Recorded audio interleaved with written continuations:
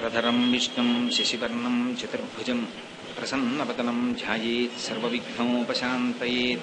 గురుర్బ్రహ్మా గురుర్విష్ణుః గురుర్దేవో మహేశ్వరః గురుః సాక్షాత్ పరబ్రహ్మ తస్మై శ్రీగురవే నమః. వ్యాసాయ విష్ణురూపాయ వ్యాసరూపాయ విష్ణవే నమో వై బ్రహ్మనిధయే వాసిష్ఠాయ నమో నమః. కూజంతం రామ రామేతి మధురం మధురాక్షరం ఆరుహ్య కవితాశాఖాం వందే వాల్మీకికోకిలం. శృతిస్మృతిపురాణానాం ఆలయం కరుణాలయం నమామి భగవత్పాదం శంకరం లోకశంకరం. శంకరం శంకరాచార్యం కేశవం బాదరాయణం సూత్రభాష్యకృతౌ వందే భగవంతౌ పునః పునః.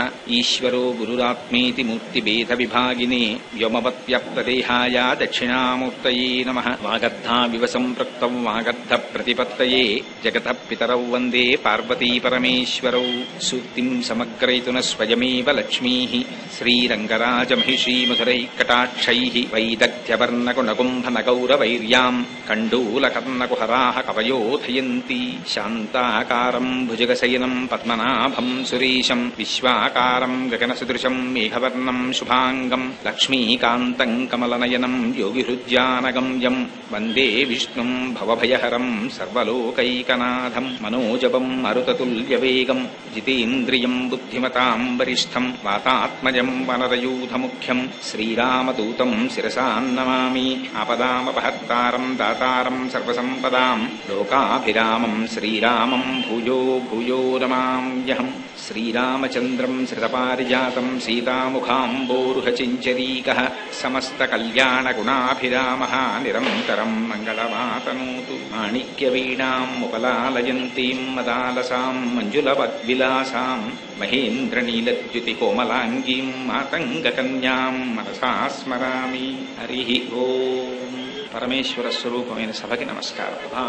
సభాపతిభ్యశ్చ ఓ నమో నమో అని రోజు రుద్రాధ్యాయంలో చదువుతుంటాం కదా. ఇక్కడ సభాపతి ఇద్దరు కూడా పరమేశ్వరుని యొక్క స్వరూపమే అంటుంది నమక చమకాలు. ఈ దేవాలయంలో పరమాత్మ నాతో కొంతకాలం క్రితం దేవీ భాగవతాన్ని శివానందలహరిని సుందరకాండని విజ్ఞాపన చేయించారు. చాలా అదృష్ట విశేషం. ఎందుచేత అంటే ఇక్కడ పరమాత్మని ప్రతిష్ఠ చేసేటప్పుడు అటువైపు ప్రాంగణంలో కూర్చుని సుందరకాండ ప్రవచనం చేసేటటువంటి భాగ్యాన్ని పరమాత్మ కల్పించారు. చాలా కాలం తర్వాత మళ్ళీ నేను ఈ ఆలయానికి వచ్చాను. ఇవాళ చూస్తే ఏదో కైలాస పర్వతం మీదకి వచ్చినట్లుగా ఉంది. అంటే నీకు ఇంతకు పూర్వం అనుభవం ఉందా అని అడక్కండి.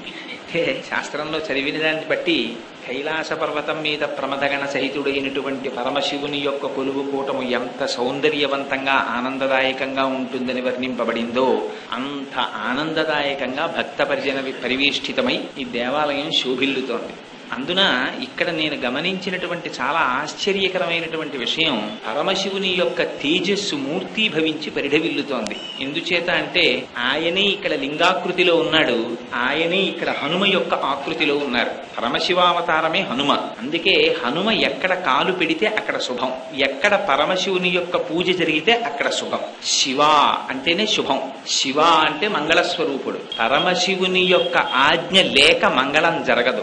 ఎక్కడ మంగళం జరగాలన్నా, ఎక్కడ గడపకి తోరణం కట్టాలన్నా అక్కడక్కడ పరమశివుని యొక్క అనుజ్ఞ పొందితే మాత్రమే మంగళం జరుగుతుంది. ఆ మంగళం ఎక్కడ నుంచి ఎక్కడ వరకు ఉంటుందంటే ఇంట్లో జరిగేటటువంటి సామాన్యమైన శుభకార్యము దగ్గర నుంచి మోక్ష సంపత్తిని పొందడం వరకు పరమశివుని యొక్క కటాక్షమే. అందుచేతనే పురాణములన్నీ పరిఢవిల్లడానికి కారణం పరమశివుని యొక్క అనుగ్రహం. శివానుగ్రహం లేకుండా ఎవరికి ఎటువంటి వారికి కూడా సంపూర్ణమైనటువంటి జ్ఞానం కలగదు. పోతనామాచ్యులంతటి వారు మహానుభావుడు భాగవతాన్ని ఆంధ్రీకరించాలంటే మొట్టమొదట అమ్మవారిని స్తోత్రం చేశారు. తమ ఇలవేల్పు కనుక అమ్మలగన్నయమ్మ ముగురమ్మల మూలపుటమ్మ చాలా పెద్దమ్మ సురారులమ్మ కడుపారడి బుచ్చినయమ్మ తన్ను లోనమ్మిన వేల్పుటమ్మల మనంబున ఉండెడియమ్మ దుర్గమాయమ్మ కృపాబ్ధినిచ్చుట కవిత్వ మహత్వ పటుత్వ సంపదల్ అని చెప్పుకున్నారు. ఒక పద్యం చెప్పడం అంటే ఏదో ఎక్కడో కూర్చుని సంతోషంగా ఏదో రాయడం కాదు. ఇక్కడ నుంచి చెప్పారు పోతన గారు. ఇప్పటికీ ఆ పద్యం ఎక్కడుందో తెలుసా అండి మీకు?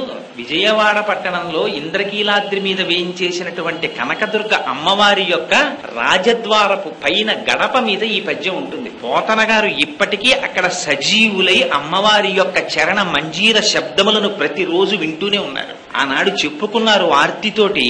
అమ్మవారు తీసుకెళ్లి ఆయన చెయ్యి పట్టుకెళ్లి పరమశివుడి చేతిలో పెట్టింది. వెంటనే ఒక మాట అన్నారు, వాలిన భక్తి మెచ్చద నవారిత తాండవకేళికి దయాశాలికి శూలికి శిఖరిజా ముఖపద్మ మయూఖ మాలికి మన్మథ గర్వ పర్వతోన్మూలికి నారదాది మునిముఖ్య మనస్సరసీరుహాళికిన్ అని చివర లికారం వేస్తూ ఆ లింగస్వరూపుడైనటువంటి పరమశివుని యొక్క అనుగ్రహము ప్రసరించనిదే జ్ఞానము కలగదు. ఒకవేళ జ్ఞానము కలిగినా ఆ జ్ఞానము కేవలము భక్తితో కూడినదై ఎటువంటి ప్రతిఫలాపేక్షను ఆశించినటువంటిదై కేవలము పరమేశ్వరుని యొక్క చరణారవింద సంసేవనములకు మాత్రమే వినియోగపడేటటువంటి భక్తితో కూడిన జ్ఞానముగా శాశ్వతత్వాన్ని పొందదు. పోతన గారు ఒక మాట చెప్పుకుంటారు, శ్రీకైవల్య పదంబు కోరుటకునై చింతించదన్ లోకరక్షైకారంభకు భక్తపాలన కళా సౌరంభకు దానవోద్రేక స్తంభకు కేళిలోల విలస దృగ్జాల సంభూత నానా కంజాత భవాంట కుంభకు. ఎంత గొప్ప మాటలో చూడండి. అంటే ఆ శివజ్ఞానం ఒకసారి కలిగిందా, పరమశివుని యొక్క అనుగ్రహం పొందాడా, ఎటువంటి మాటలు పడ్డాయో చూడండి ఆయన నోట్లోంచి. ఆయన ఎవరిని స్తోత్రం చేస్తున్నారట? నేను కృష్ణుడి గురించి చెప్తున్నాను అనలేదు పోతన గారు. దేని గురించి చెప్తున్నాను? నేను చెప్పుకున్నది శ్రీకైవల్య పదంబు చేరుటకునయి. నేను సత్కారం కోసం రాలేదు, నేను సన్మానాల కోసం రాలేదు, నేను బిరుదుల కోసం రాలేదు, మీరిచ్చే తాంబూలాల కోసం రాలేదు. నేను దేనికి చెప్పుకుంటున్నాను? భాగవతాన్ని. శ్రీకైవల్య పదంబు చేరుటకునై పునరావృత్తి రహితమైనటువంటి శాశ్వత శివ సాయుధ్య స్థితికి అద్వైత సాంప్రదాయంలో కైవల్యం అని పేరు. అటువంటి శ్రీకైవల్య పదంబు చేరుటకునై చింతించదన్ లోకరక్షైకారంభకు. ఎవరినిట? లోక రక్షణకి ఆరంభం ఎక్కడి నుంచి? లయమైపోయినటువంటి లోకాల్ని మళ్లీ ఉత్పత్తి చేయడం దగ్గర నుంచి. అందుకని సృష్టికర్తగా కొనియాడుతున్నారు. లోకరక్షైకారంభకు భక్త పాలన కళా సంరంభకు స్థితికారుడిగా శ్రీ మహావిష్ణువుగా ప్రార్థన చేస్తున్నారు. కేళిలోల భక్తపాలన కళా సంరంభకు దానవోద్రేక స్తంభకు లయకారకుడైనటువంటి పరమశివుడిగా స్తోత్రం చేస్తున్నారు. కేళిలోల విలస దృగ్జాల సంభూత నానా కంజాత భవాండ కుంభకు బ్రహ్మసూత్రాన్ని రాశారు. కేవలం తన దృష్టి చేత సమస్త ప్రపంచాన్ని సృష్టించగలిగినటువంటి శక్తియుతుడైన పరబ్రహ్మం ఎవరున్నారో ఆయన మహానందాంగనాఢ్యంబకుడు అన్నాడు. బాహ్యంలో మహానందాంగన అంటే నందుని యొక్క భార్య కుమారుడైనటువంటి కృష్ణుడు నిరతిశయ ఆనంద స్వరూపుడు. ఆంతరమునందు ఖడ్గమాలా స్తోత్రంలో అమ్మవారికి ఓ పేరుంది మహానందమయీ అని. ఆ మహానందాంగన యొక్క డింబకుడు. ఎందుకని? కరాంగుళి నఖోత్పన్న నారాయణ దశాకృతి. అమ్మవారి 10 వేళ్లల్లోంచి ఆ కరాగ్రములయించి 10 అవతారములు వచ్చాయి. అందుకని ఆ మహానందాంగన డింబకుండి నేను స్తోత్రం చేస్తున్నానన్నారు. అందుకని ఎంతటి వారికైనా సరే తమ జ్ఞానము పరిపూర్ణతని పొందాలంటే పరమశివుని యొక్క కటాక్షము ప్రసరించనిదే అది నిలబడదు. అదిగో అటువంటి శివుణ్ణి కేశవుణ్ణి అభేదంగా ఈ మాసంలో పూజ చేస్తారు. అందుకే కృత్తికా నక్షత్రం చంద్రుడితో కలిసేటటువంటి మాసానికి కార్తీక మాసం అని పేరు. అందున దక్షిణాయనం అంతా కూడా అనుష్ఠానంతో కూడుకుంటున్నటువంటిది. ఈ దక్షిణాయనం అంతా కూడా చెయ్యవలసినది ఏమిటంటే భగవంతుణ్ణి తెలుసుకోవడానికి, భగవంతుణ్ణి ఆరాధించడానికి పాంచభూతాత్మికమైనటువంటి శరీరముతో ఈ లోకములో తిరిగేటటువంటి అదృష్టాన్ని పరమేశ్వరుడు ప్రసాదించాడు కనుక కర్మేంద్రియములతో జ్ఞానేంద్రియములతో సంఘాతమైనటువంటి ఈ శరీరమును తిరిగి పరమేశ్వర కైంకర్యములకు వెచ్చించడమే ఈ మాసంలో ప్రధానమైనటువంటి లక్షణం. అదిగో అటువంటి కార్తీక మాసంలో అసుర సంధ్య వేళలో, అందున ఈ అసుర సంధ్య వేళ పరమశివునికి అత్యంత ప్రీతిపాత్రమైనటువంటి సమయం. ఈ సమయంలో పరమాత్మ నాట్యం చేస్తారట. శివమూర్తి ఒక రకంగా ఉండదు, పరమశివుడు అనేక స్వరూపాలు. అసలు శివస్వరూపం ఎలా ఉంటుంది అన్నది చెప్పడం కూడా చాలా కష్టం. ఎందుకంటే శివుడికి ఒక మూర్తి కాదు, ఇలా ఉంటాడు అని చెప్పడం కుదరదు. ఒక్కొక్క మూర్తిగా ఉన్నప్పుడు ఒక్కొక్కటి చేత పట్టుకుంటాడు. ఒక్కొక్కసారి నిరాకారమైనటువంటి స్వరూపంతో లింగాకృతిలో ఉంటాడు. అక్కడ దేవాలయంలోకి వెళ్ళండి, ఏముంటుంది అక్కడ? ఒక శివలింగం ఉంటుంది. ఆ శివలింగం ఏమవుతుంది? లింగీయాత్. ఇది అనంతమైనటువంటి పరమాత్మకి గుర్తు. అక్కడ కరచరణాదులతో కూడిన మూర్తి ఉన్నాడా? ఉండడు. అందుకే లింగమును ఉపాసించడం అనేటటువంటిది ఉపాసనలో పై స్థాయితో కూడుకుంటున్నటువంటిది. అందుకే లింగోపాసన చేస్తే ఏం చేస్తారు? కేవలం అభిషేకం చేస్తారు. అభిషేకం చేస్తే ఏం చేస్తారు? నమక చమకాలు చెప్తారు. నమక చమకాలు చెప్తే ఏం చేస్తారు? దాని నిండా పరమాత్మను ఇలా ఉన్నావు, ఇలా ఉన్నావు, ఇలా ఉన్నావు, ఇలా ఉన్నావు అంటారు. అందులో ఎక్కడి నుంచి ఎక్కడి వరకు చెప్తారు? నమ పేన్యాయ చ శిఖత్యాయ చ నమ కపర్దినే చ వ్యుక్తకేశాయ చ నమ సహస్రాక్షాయ చ శతధన్వనే చ.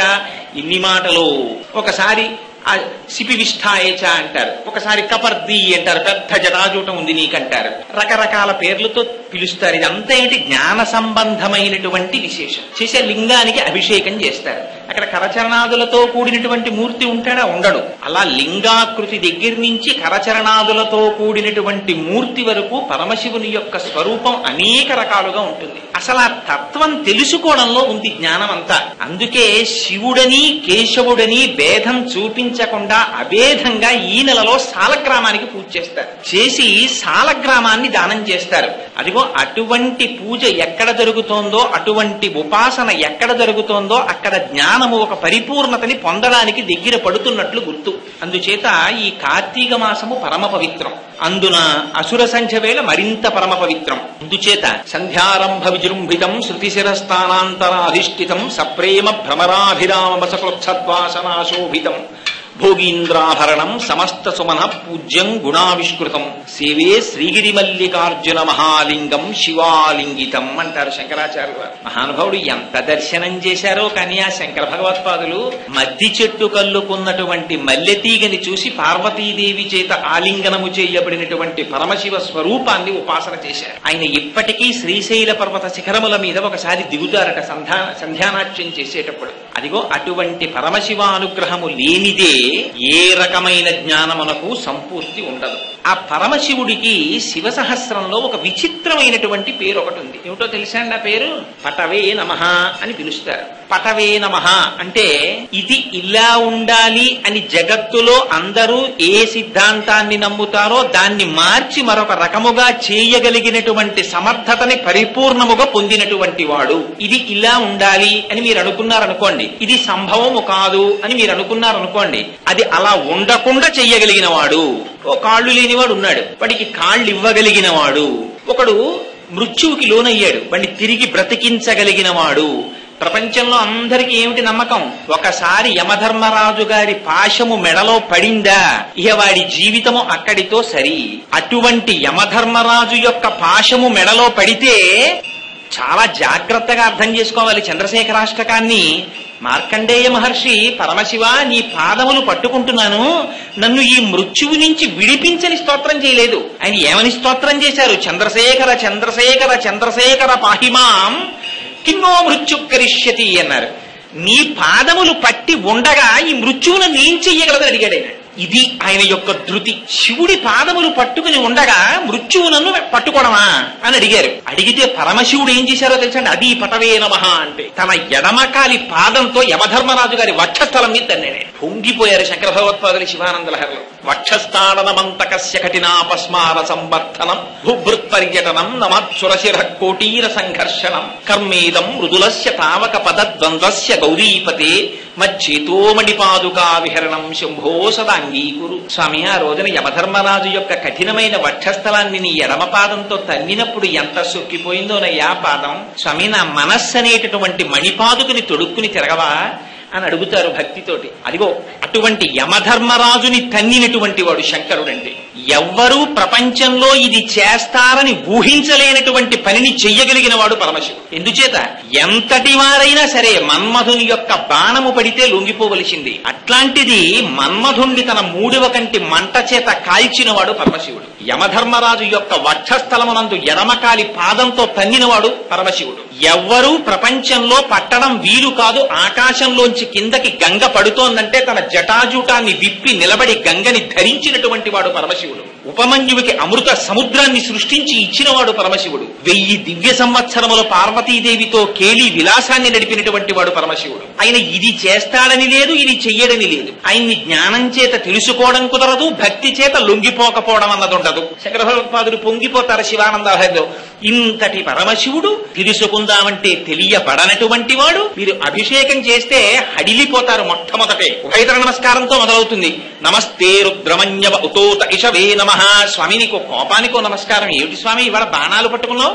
ఆ ములుకులు ఇలా కిందకి పెట్టేసి పిల్లలం ఏమిటి మా మీద బాణాలు పట్టుకున్నావు అని ఉభయతర నమస్కారంతో ప్రారంభిస్తారు రుద్రాన్ని. అలాంటిది అటువంటి పరమశివుణ్ణి తెలుసుకోవడమే అటువంటి వాడు ఒక్క మారేడు దళానికి లొంగిపోతాడు. ఒక్క పువ్వు తీసుకెళ్లి అక్కడ పెడితే చాలు లొంగిపోతాడు. ఆయన దగ్గరికి వెళ్ళి అసలు ఏమీ ఇవ్వక్కర్లేదు, మనం ఏమి ఇవ్వగలం, ఏమి ఇవ్వలేము పరమశివుడికి. ఒక్కసారి భక్తితో ప్రణమిల్లితే చాలు పొంగిపోతాడు. ఆయన ఏమి ఇవ్వలేడు, ఏమైనా ఇవ్వగలడు ఆయన. అంతటి పరమాత్మ కనుకనే శంకరులు అంటారు, మార్గావర్తిత పాదుకా పశుపతే రంగస్య కూర్చాయతే గండూషాంబు నిషేచనం పురదిపోర్ దివ్యాభిషేకాయతే కించిత్ భక్షిత మాంసశేష కబలం నవ్యోపహారాయతే భక్తి కిం నకరోత్యహో వనచరో భక్త్యావతంసాయకే.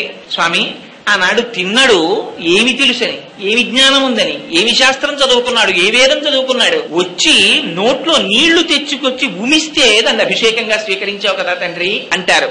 అంతటి శక్తి కలిగినటువంటి వాడు పరమశివుడు అంటే. అటువంటి శివారాధనం ఎక్కడ జరుగుతుందో, అటువంటి శివుణ్ణి ఎక్కడ పిలుస్తారో, అందుకే కలియుగంలో మహేశ్వరార్చన చాలా గొప్పది. ఎక్కడ శివ అన్న 2 అక్షరములు దొల్లుతుంటాయో అక్కడక్కడికి యమధర్మరాజు యొక్క భటులు కూడా ప్రవేశించలేదు. అంతటి మహానుభావుడు పరమశివుడంటే.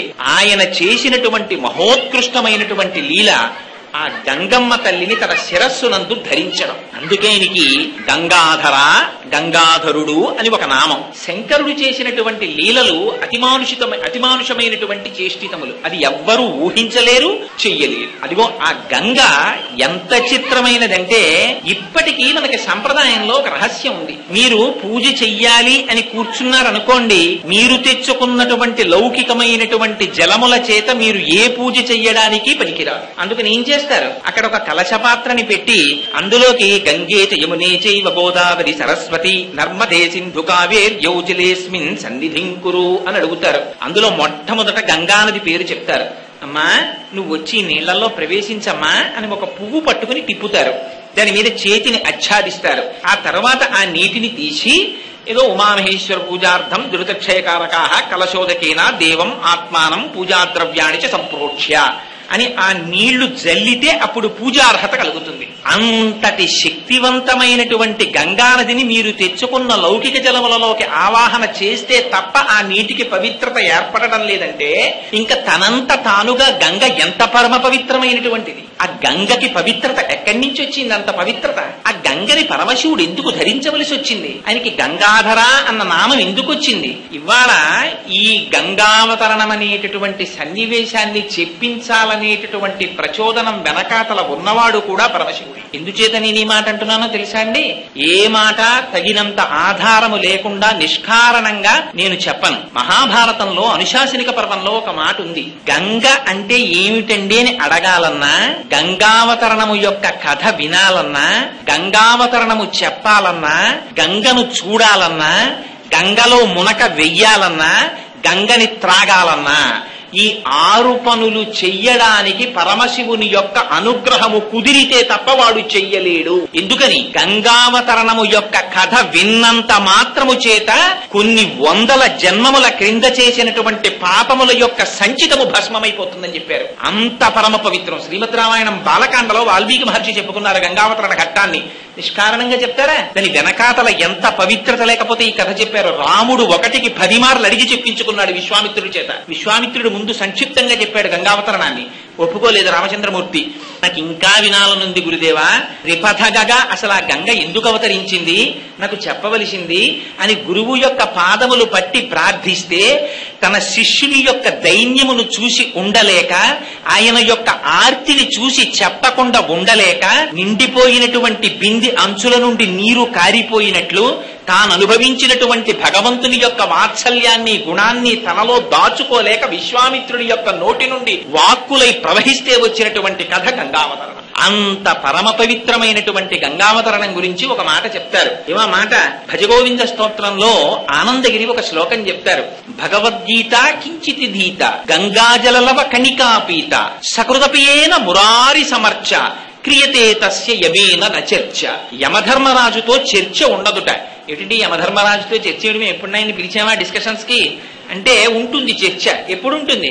చిట్ట చివరి కాలంలో ప్రాణోత్క్రమణం అయిపోతున్నప్పుడు ఆయన ప్రతినిధులుగా ఆయన భటులు వస్తారు. వచ్చి పాశములు వేసి లాగుతూ ఉంటారు. బ్రతికియున్నన్నాళ్ళు నీ భజన తప్పను కాని మరణకాలమునందు మరతునేమో ఆవేళ యమదూతలాగ్రహంబున వచ్చి ప్రాణముల్ పెకలించి పట్టునప్పుడు కపవాత పైత్యముల్ కప్పగా శ్రమచేత కంపముద్భవమంది కష్టపడుచు నారాయణాయంచు నా జింహతో నిన్ను పిలుతునో శ్రమచేత పిలువలేను నాటికిపుడి నీనామస్మరణ చేతు చివినిడవయ్య భూషణ వికాస శ్రీధర్మపుర నివాస దుష్ట సంహార నరసింహ దురిత దూరా అంటారు. ఆ పాశాలు వేసి లాగేస్తుంటే కపవాత పైత్యములు ప్రకోపించేస్తే ఆ ప్రాణవాయువు వ్యానం దొరకకుండా అటు ఇటు పరిగెడుతుంటే భయంకరమైన రూపాలతో భటులు లాగేస్తుంటే నా వాళ్ళున్నారు నేను రానని జీవుడు ఏడుస్తుంటే ఆనాడు చర్చ అవుతుంది.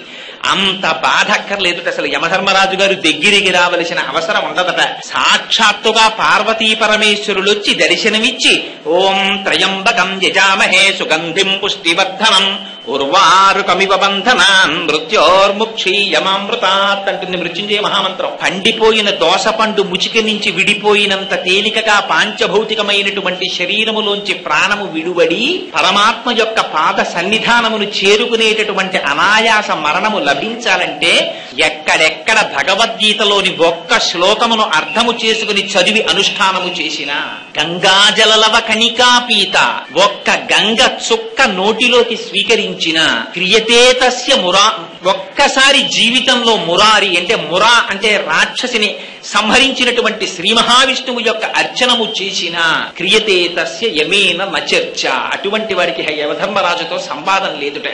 అందున పరమ పవిత్రమైనటువంటి కార్తీక మాసంలో అసుర సంఖ్య వేళలో పరమశివుడు అటుపక్కన హనుమ వెనక సుబ్రహ్మణ్యుడు ఇంతమంది మహాభాగవతులు కూర్చున్నటువంటి పరమ పవిత్ర ప్రాంగణంలో గంగావతరణ కథాఘట్టాన్ని వినడం అంటే అది శివానుగ్రహం లేకుండా జరిగే విషయమా, చెప్పడం జరిగే విషయమా?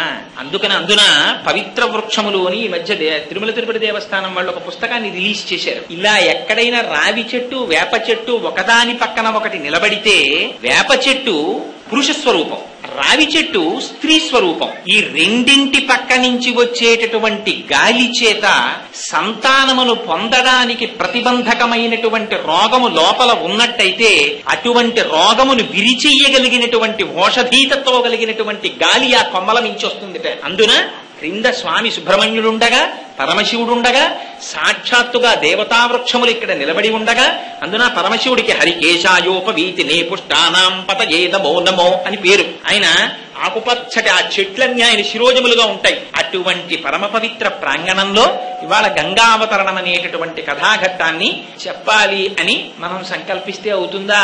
శివానుగ్రహం ఉంటే ఆ స్వామి పలికించుగాక అని ప్రార్థన చేసి సరే ఇంతకన్నా ఇంట్రడక్షన్ లోకి వెళితే సమయం అంతా దానికే సరిపోతుంది కనుక ఆ గంగావతరణ ఘట్టాన్ని ప్రస్తావన చేసే ప్రయత్నాన్ని చేస్తాను.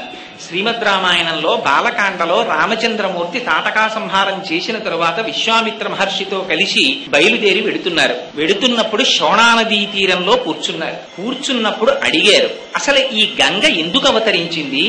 ఈ గంగ స్వర్గలోకం నుంచి భూమి మీదకి ఎందుకు పడింది? అలా పడినప్పుడు వచ్చినటువంటి అవరోధములు ఏమిటి? ఎందుకు రావలసి వచ్చింది? నాకు ఈ కథాఘట్టాన్ని వివరించవలసింది అని అడిగారు. విశ్వామిత్ర మహర్షి సంక్షిప్తంగా ఆ కథని వర్ణించారు. కానీ రామచంద్రమూర్తికి తెలుసుకోవాలనేటటువంటి కుతూహలము పరిపూర్ణముగా ఉన్నవారు కనుక నాకు దీని చేత తృప్తి లేదు. ఈ గంగని త్రిపథగా అని పిలుస్తారు. అంటే ఆకాశములో ప్రవహించినప్పుడు మందాకిని, భూమి మీద ప్రవహించినప్పుడు భాగీరథి, పాతాళంలో ప్రవహించినప్పుడు భోగవతి అని 3 పేర్లు. అందుకని త్రిపథగా అంటారు. దానికి ఆ పేరెందుకు వచ్చింది నాకు చెప్పవలసింది అని అడిగారు. అడిగితే విశ్వామిత్ర మహర్షి దాన్ని పూర్వోత్తర భాగముల కింద 2 కింద చెప్పారు. ఎంత చిత్రం అంటే అసలు ఇది చెప్పవలసినటువంటి సమయం ఆసన్నమైనప్పుడు విశ్వామిత్ర మహర్షి నోటి వెంట అనుకోకుండా పక్క సర్గంలో 2 పరమాద్భుతమైనటువంటి విషయములు ప్రస్తావన చెయ్యబడ్డాయి. ఒకటి కందోత్పత్తి. సుబ్రహ్మణ్యేశ్వర స్వామి వారు ఎలా జన్మించారనేటటువంటి రహస్యాన్ని ముందు సర్గాల్లో చెప్పారు. ఎందుకని హిమవంతుడనేటటువంటి పర్వతరాజుకి మేరువు యొక్క కుమార్తె అయినటువంటి మనోరమ భార్య. ఆ భార్యాభర్తలిద్దరికీ కూడా 2 కుమార్తెలు. పెద్ద కుమార్తె పేరు గంగ, రెండవ కుమార్తె పేరు ఉమ. రెండవ కుమార్తె అయినటువంటి ఉమ పరమశివుని గురించి ఘోరమైనటువంటి తపస్సు చేసి అపర్ణయై స్వామికి భార్య అయింది. అందుకని పార్వతీ పరమేశ్వరులు అయ్యారు వాళ్ళిద్దరు. పెద్ద కుమార్తె అయినటువంటి గంగ దేవతలు వచ్చి ప్రార్థన చేశారు హిమవంతుణ్ణి, మాకు దేవతా కార్య నిమిత్తమై ఈ గంగ మాకు కావలసినటువంటి అవసరం వచ్చింది, అందుకని మాతో పంపించమని. హిమవంతుడు అంగీకరించాడు. ఆనాడు గంగని దేవలోకానికి తీసుకుని వెళ్లారు దేవతలందరూ. అందుకని దేవలోకంలో ప్రవహిస్తుండేది గంగ. భూమి మీద కాని రసాతలంలో కాని అప్పటికి గంగానది లేదు. అటువంటి పరిస్థితులలో ఒక విచిత్రమైనటువంటి సమయం ఆసన్నమైంది. అందులో అయోధ్య నగరాన్ని సగరుడనేటటువంటి ఒక మహారాజు పరిపాలిస్తుండేవారు. ఆయన పేరే సగరుడు. గరం అంటే విషం. విషము లోపల ఉన్నవాడు కాబట్టి సగరుడని పేరు. అదేంటంటే విషం లోపల ఎందుకుంది అంటే ఆ వంశంలో ఒక విచిత్రమైనటువంటి విషయం జరిగింది. అసితుడు అని సగరుని యొక్క తండ్రి. ఆయన హిమాలయ పర్వత ప్రాంతములలో కూర్చుని భృగు మహర్షి యొక్క ఆ ప్రశ్రవణం మీద కూర్చుని తపస్సు చేసుకుంటున్నటువంటి సమయంలో రాజు యొక్క 2 భార్యలు గర్భవతులయ్యారు. కానీ పెద్ద భార్య రెండవ భార్యకి కుమారుడు జన్మించకూడదనేటటువంటి ఆక్రోశంతో విషాన్ని పెట్టింది. ఈ విషయం తెలియనటువంటి ఈ రెండవ భార్య వెళ్లి భృగు మహర్షి యొక్క పాదముల మీద పడి వేడుకుంది. భృగు మహర్షి త్రికాలవేది కనుక ఆమె కడుపులో పెరుగుతున్నటువంటి పిండములు సంహరించడానికి విషప్రయోగము జరిగిందని గుర్తించి అమ్మాయికి అపారవంతమైన తేజోవంతుడు కీర్తివంతుడు అయినటువంటి కుమారుడు జన్మిస్తాడు. కానీ విషముతో జన్మిస్తాడు కాబట్టి గరముతో కూడినవాడు కనుక సగరుడవుతాడని పేరు పెట్టారు. అదిగో ఆ సగరుడు అయోధ్య నగరాన్ని పరిపాలిస్తున్నాడు. ఆయనకి 2 భార్యలు. మొదటి భార్య పేరు కేశిని. ఆవిడ గొప్ప ధర్మశాస్త్రం తెలుసున్నటువంటి వ్యక్తి, మహాపతివ్రత, సాధ్వి. రెండవ భార్య పేరు సుమతి. ఈవిడ గరుత్మంతుని యొక్క సోదరి అంటారు. ఈ 2 భార్యలలో రెండవ భార్య అయినటువంటి సుమతి అపారమైనటువంటి సౌందర్య రాశి. చాలా జాగ్రత్తగా కథాగమనాన్ని మనం అర్థం చేసుకోవాలి. పెద్ద భార్య ధర్మశాస్త్రమునందు ప్రవీణురాలు, గొప్ప ప్రవర్తన కలిగినది. రెండవ భార్య సౌందర్య రాశి. ఒకరు ధర్మమునకు పెద్దపీట, ఒకరు బాహ్య సౌందర్యమునకు పెద్దపీట. 2 రాజుకి భార్యలు. కానీ అసలు భార్యని స్వీకరించడం అనేటటువంటిది శాస్త్రంలో దేనికి అంటే పుత్ర సంతానమును పొందుట కొరకు. అందుకని సచేల స్నానం చేస్తారు. రఘువంశంలో కాళిదాస మహాకవి చెప్తారు, రఘుమహారాజు గారు భార్యతో కలిసి ఎందుకు జీవితం చేశారు అంటే కుమారుణ్ణి పొందుట కొరకు అన్నారు. అందుకని అటువంటి పుత్ర సంతానమును పొందుట కొరకు 2 భార్యలను స్వీకరించినప్పటికీ కూడా సగర చక్రవర్తికి సంతానం కలగలేదు. కొంతకాలం యవ్వనం గడుస్తున్నంతసేపు భార్యలతోడి వ్యామోహముతో కూడిన జీవితము జరిగిపోతుంది. కానీ కొంతకాలము గడిచిన తరువాత అదే కాలము మార్పు తీసుకొస్తుంది. అందుకే వ్యాస భగవానుడు దేవీ భాగవతంలో అంటాడు, కాలోహి బలవాన్ కర్త సతతం సుఖదుఃఖయోహో నరాణాం పరతంత్రాణం పుణ్య పాపానుయోగత. కాలం చాలా బలవత్తరమైనటువంటిది. అదే పుణ్యపాపాలకు ఫలితాన్ని ఇస్తుంది. ఇవాళ సంతోషంగా ఉంటుంది, వేరొక రోజున ఇవాళ చాలా సంతోషంగా ఉంటుందని నిద్రలేస్తాడు, చాలా దుఃఖంతో నడుస్తుంది. ఈవిడ ఎలా ఎందుకు నడుస్తుంది? నరాణాం పరతంత్రాణం, మనం చెయ్యగలిగినది ఏం లేదు. కాలోహి బలవాన్ కర్త, కాలం నడిపిస్తుంది. ఆ కాలచక్ర పరిభ్రమణంలో సగర చక్రవర్తికి ఆర్తి కలిగింది. అయ్యో నాకు బిడ్డలు కలగలేదు, నా వంశం నిలబట్టం లేదు, రాజ్యాన్ని నా తదనంతరం పరిపాలన చేసేవాడు ఎవరు అని. ఆనాడు ఏదైనా ఇబ్బంది వస్తే వెంటనే రాజులు చేసినటువంటి పని పరమేశ్వరుని యొక్క పాదములు పట్టుకునేవారు, పెద్దలైనటువంటి మహర్షుల యొక్క పాదములు పట్టి పూజ చేసేవారు. అందుకని వెంటనే హిమవత్ పర్వతానికి చేరుకున్నాడు. అక్కడ భృగు ప్రశ్రవణము అనేటటువంటి ఒక పర్వతం మీద కూర్చుని అపారమైనటువంటి తపస్సు చేశాడు 100 సంవత్సరములు. భృగు మహర్షి గొప్ప ధర్మవేత్త. ఆయన ప్రీతి చెందారు. ప్రీతి చెంది మహారాజు గారి దగ్గరికి వచ్చి అడిగారు, సగరా నీకు అపారమైనటువంటి తేజస్సు కీర్తి కలగాలని ఆశీర్వచనం చేస్తున్నాను. దీనితో పాటుగా నీ 2 భార్యలలో ఒకరికి వంశకరుడైన కుమారుడు జన్మిస్తాడు. ఆ మాటలు చూడండి ఎలా ప్రయోగిస్తారో. ఒకరికి వంశకరుడైన కుమారుడు. వంశకరుడంటే వాడి వలన వంశము వంశము వంశము వంశము నడుస్తుంది అలా ముందుకి. కొడుకులు కొడుకులకి కొడుకులు కొడుకులకి కొడుకులు మనవలకి మునిమనవలు అలా నడుస్తూ వెడుతుంటుంది. అది చూడాలి తండ్రి. అలా ఎంతమందిని చూస్తే అది మహదైశ్వర్యం. తండ్రికి మహదైశ్వర్యం ఏది అంటే తన వంశము యొక్క ఉన్నతిని తాను చూసుకోవడం. అందుకని నీకు వంశకరుడైనటువంటి కుమారుడు ఒక భార్యకి జన్మిస్తాడు. మహోత్సాహవంతులైనటువంటి 60,000 మంది కుమారులు ఒక భార్యకి జన్మిస్తారు. అంతే చెప్పాడు భృగు. కానీ ఆర్తి పెరిగిపోయింది ఇద్దరు భార్యలకి. ఎవరికి 60,000 మంది కుమారులు పుడతారు, ఎవరికి వంశకరుడైన కుమారుడు పుడతారని ఇద్దరు గభాలన లేచి అడిగారు భృగువుని. మహానుభావ, మాలో ఎవరికి వంశకరుడైన కుమారుడు జన్మిస్తాడు, ఎవరికి 60,000 మంది సంతానం జన్మిస్తారు? ఆయన ధర్మవేత్త, ఆయన ఎందుకు నిర్ణయం చెయ్యాలి?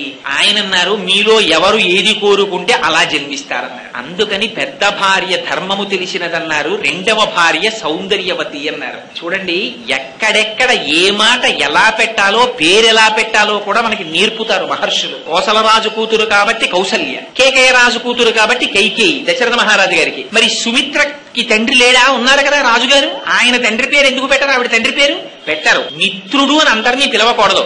ఏమండి, వీరు మా మిత్రులండి అనకూడదు ఎవరిని పడితే వారిని.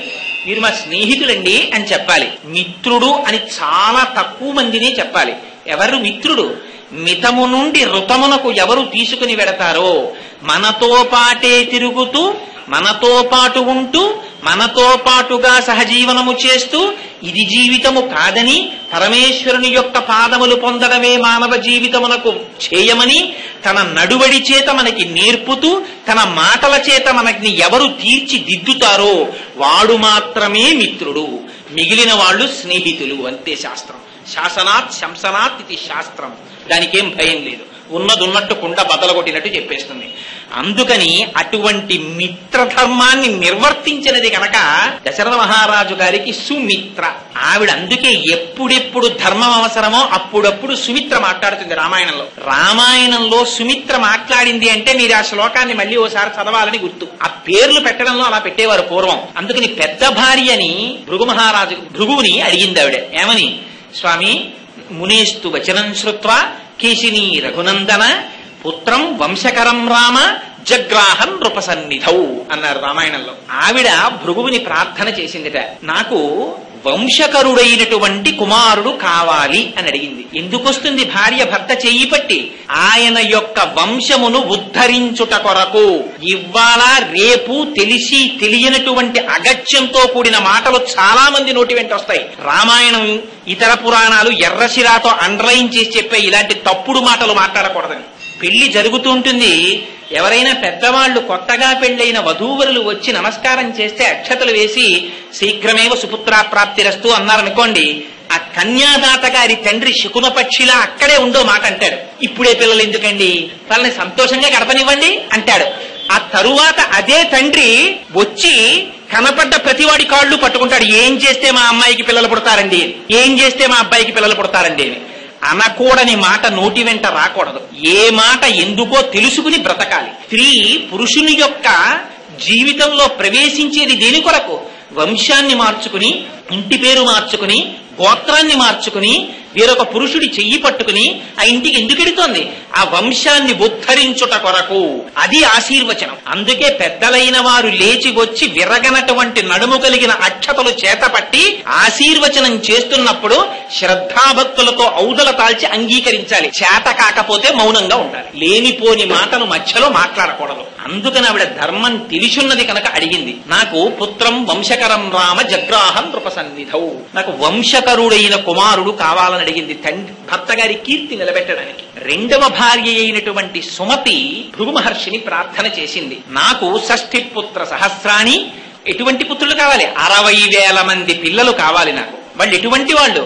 మహోత్సాహం కీర్తిమతో జగ్రాహ సుమతి సుతాం. 60,000 మంది మహా ఉత్సాహవంతులైనటువంటి కొడుకులు కావాలని. ఇవన్నీ నేను ఇంకా లోపలికి వ్యాఖ్యానం చేస్తే కొందరి మనస్సులు బాధపడతాయి. అందుకని నేను చెప్పట్లేదు కానండి, కొంచెం జాగ్రత్తగా అర్థం చేసుకోవాలి ఆ శ్లోకాన్ని. మహోత్సాహులైన పిల్లలు 60,000 మంది కావాలి. అలాగేనన్నారు మహర్షి. విడతీశారు. సంతానం అంటే ఎలా ఉంటుందో చూపించారు. ఇంటికి వెళ్లిపోయారు రాజ్యానికి. చాలా సంతోషంగా ఉన్నాడు సగరుడు. భార్యలిద్దరూ గర్భాన్ని దాల్చారు. పెద్ద భార్య అయినటువంటి కేశినికి ఒక కుమారుడు జన్మించాడు. ఆయనని అసమంజసుడు అని పేరెట్టారు. ఆ పేరు చూడండి, అసమంజసంగా ఉందండి మీరు చెప్పింది అంటాం. ఆయన పేరు అసమంజసుడు. రెండవ భార్య అయినటువంటి సుమతికి ఒక మాంసఖండం పుట్టింది. దాంట్లో 60,000 మంది చిన్న చిన్న పిల్లలు వచ్చారు. అందులోంచి ఋషి వాక్యం ఎక్కడికి పోతుంది? దీక్ష తీసుకున్నవాడు, నిత్య తపస్వి, ఎల్లకాలముల యందు మంత్రార్థమును లోపల తిప్పుతూ ఉండేటటువంటి స్వభావం ఉన్నవాడు, త్రికాల సంధ్యావేది, వేదం చదువుకున్నవాడు, నిరంతరం వేదాన్ని పలుకుతూ ఉండేవాడు. అటువంటి వారి నోటి వెంటొచ్చినటువంటి మాట సత్యం అవుతుంది. వాళ్ళు సత్యం చెప్పడం కాదు, వాళ్ళు చెప్పినది సత్యం అవుతుంది. శంకర భగవత్పాదుల సౌందర్యలహరిలో జపో జల్ప శిల్పం సకలమపి ముద్రా విరచన అని వర్ణిస్తారు ఆ శ్లోకంలో. అందుచేత మహర్షి చెప్పారు, అదే జరిగింది. 60,000 మంది పిల్లలు ఒక మాంసఖండంలోంచి వచ్చారు. వాళ్ళు మరీ చిన్నవాళ్ళు, ఎలా బ్రతుకుతారని ఇప్పుడు మనం అంటున్నామే, ఏదో పిల్లలందరినీ తీసుకెళ్లారండి, ప్రిమిచ్యూర్డ్ బర్త్, అందుకని ఏదో ఆ గదిలో పెట్టారు, పెంచారని మనం అంటామే. ఆ ప్రక్రియ అంతా రామాయణంలో చెప్పారు. ఈ 60,000 మంది పిల్లల్ని తీసుకెళ్లి నీటి భాండములలో పెట్టారు. పెట్టి ఆ పిల్లల్ని పెంచారు, దాదులు. పెంచితే 60,000 మంది పెద్దవాళ్ళు అయ్యారు. ఇటు అసమంజసుడు పెద్దవాడయ్యాడు. ఈ 60,000 మంది పిల్లలు మహోత్సాహులయ్యారు. వాళ్ళకి ఏమిటి? అన్నింటికీ ఉత్సాహమే. ఇది చెయ్యడమా చేయకపోవడమా వివేకం కాదు. ఇలా అనేటప్పటికీ ఉత్సాహం అంతే, చేసేయడమే. ప్రతిదానికి ఉద్రేకమే, అటువంటి స్వభావం. దాంతో వీళ్ళు మహోత్సాహం కీర్తిమతో జగ్రాహ సుమతి సుతాం, అటువంటి పిల్లలు పుట్టారు. అందుకని ఇటుపక్క అసమంజసుడు పెద్దవాడయ్యాడు. పేరే అసమంజసుడు కదండి, ఆయనకి యోగ దృష్టి ఉంది. తర్వాత చెప్తారు రామాయణంలో దాన్ని. ఆ అసమంజసుడికి ఒక విచిత్రమైన లక్షణం ఉండేది. పిల్లలందరినీ పిలిచేవాడు రాజ్యంలో ఉన్న వాళ్ళని. ఒరే రంగిరా, మనందరం సరయూ నది ఒడ్డుకెళ్లి ఆడుకుందాం అనేవాడు. ఆ పిల్లలందరూ పాపం ఈ అసమంజసుడి వెనకాతలు వెళ్లేవారు. వెడితే ఈ పిల్లలందరినీ ఆ నదిలో తోసేసి వాళ్ళని మీదకెక్కి తొక్కి చంపేసేవాడు. వాళ్ళు ఊపిరి ఆడక చచ్చిపోయేవారు. సంతోషపడిపోయి ఇంటికి వచ్చేసేవాడు. ఇది చూశారు చాలా కాలం ప్రజలు. వెళ్లి రాజుగారికి చెప్పారు, అయ్యా మీ కుమారుడు చేసినటువంటి అకృత్యము వలన మా పిల్లలెందరో సరయూ నదిలో మరణిస్తున్నారు. ఇది సగర చక్రవర్తి అంటే. లేకపోతే మహర్షుల చేత చెప్పబడవు ఆ చరిత్రను. ఇతరులకి ఎటువంటి శిక్షో తన కుమారుడికి అటువంటి శిక్ష. అట్లా రాజ్యములో ఉండేటటువంటి ప్రజలకి ఉపద్రవాన్ని తీసుకొస్తూ ప్రవర్తిస్తున్నాడు కనుక ఏవం పాప సమాచార సజ్జన ప్రతిపాదక పౌరాణామహితో ముక్తో పుత్రో నిర్వాసిత పురాన్ అన్నారు. వెంటనే రాజ్య బహిష్కారం విధించాడు సగరుడు. నువ్వు రాజ్యంలోంచి వెళ్ళిపో అరణ్యాలకన్నాడు. వెళ్ళిపోయాడు అసమంజసుడు. ఆయనకొక కుమారుడు ఉన్నాడు, వంశకరుణ్ణి కదండి కోరుకుంది మరి. అందుకని అంశుమంతుడు, ఆ అసమంజసుని యొక్క కుమారుడి పేరు అంశుమంతుడు. ఆ అంశుమంతుడు మాత్రం సగర చక్రవర్తి దగ్గర ఉండిపోయాడు. అసమంజసుడు అరణ్యములకు వెళ్ళిపోయాడు. చాలా కాలం అయిపోయింది, పెద్దవాడైపోయాడు సగర చక్రవర్తి. ఆయనకి అశ్వమేధ యాగం చెయ్యాలనిపించింది. ఏదైనా చెయ్యాలి అని అనిపించగానే ఎక్కడ పడితే అక్కడ చేసేయకూడదు. అందుకే మనకి శాస్త్రం జాగ్రత్తగా చెప్తుంది. వాడు చేసేది పొద్దున్నే పూజ కూర్చుంటాడు, వాడింట్లోనేగా రోజు చేస్తున్నది కాదేంటి, కుదరదు. అపవిత్ర పవిత్రో వా సర్వావస్థ అంగతోపి వా యస్మరేత్ పుండరీకాక్షం సబాహ్యాభ్యంతర శుచి. నీళ్లు తీసి చల్లుకోవలసిందే. అయ్యా లోపల బయట అంతా శుచియగుగాక. అదేంటండి మా ఆవిడ తుడిచింది కదా గది, కుదరదు. అశౌచం ఉంది, దాన్ని నువ్వు మంత్రంతో మాత్రమే విరవగలవు. మా ఇంట్లో భూతాలు ప్రేతాలు రావండి, హనుమవి పెద్ద పెద్ద విగ్రహాలు పెట్టాం, కుదరదు. ఉత్తిష్టంతో భూత పిశాచాః ఏతే భూమి భారకాః చెప్పవలసిందే, దాంతో పాటు వస్తాయి. అందుకని శాస్త్రం అలాగే మాట్లాడింది. అందుచేత వంశకరుడైనటువంటి కొడుకు కనుక అంశుమంతుడు ఉన్నాడు. ఆ అంశుమంతుడితో అశ్వమేధ యాగం చేయాలంటే ఎక్కడ చెయ్యాలని ఆలోచించాడు. ఎక్కడ పడితే ఎక్కడ, ఏది పడితే అది చెయ్యడం కుదరదు. అందుకని అవతల హిమవత్ పర్వతానికి ఇవతల వింధ్య పర్వతానికి మధ్యలో ఉన్న ప్రదేశాన్ని ఆర్యావర్తము అంటారు. అది యజ్ఞభూమి, పరమ పవిత్రమైనటువంటి భూమి. జటావల్లభుల పురుషోత్తం గారు మహానుభావుడు వ్యాఖ్యానం చేశారు ధర్మమంజరిలో. నిజంగా అసలు భారతదేశంలో ఇటువంటి యజ్ఞభూమిలో పుట్టడమే మన అదృష్టం అన్నారు. అందుకని ఇది యజ్ఞభూమి కనుక సగర చక్రవర్తి ఆ ఆర్యావర్తంలో అశ్వమేధ యాగం చెయ్యాలని తలపెట్టాడు. దీక్షితుడై రాజు కూర్చున్నాడు. గుర్రాన్ని విడిచిపెట్టారు. దానికి 60,000 మంది కుమారులు సగరుల్ని పిలిచాడు సగర చక్రవర్తి. మీరు 60,000 మంది ఉన్నారు, మీరందరూ కలిసి ఒక పని చెయ్యండి. ఇంద్రుడు ఎక్కడో దాచుంటాడు భూమి మీద.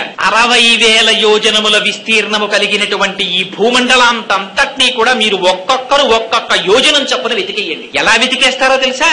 యోజనాయామ విస్తారమేకైకో ధరణీతలం వివిధ పురుష వ్యాఘ్ర వజ్రస్పర్శ సమైర్నఖైహి అన్నాడు. అలా ఇలా వెతకడం కాదు, మీ గోళ్లు వజ్రాల్లో ఉంటాయి. ఒక్కొక్కడు ఒక్కొక్క యోజనం భూమిని మట్టినంతటినీ పెళ్లగించేయండి. నాగళ్లు పెట్టి తవ్వేయండి, గుణపాలు పెట్టి చీల్చేయండి.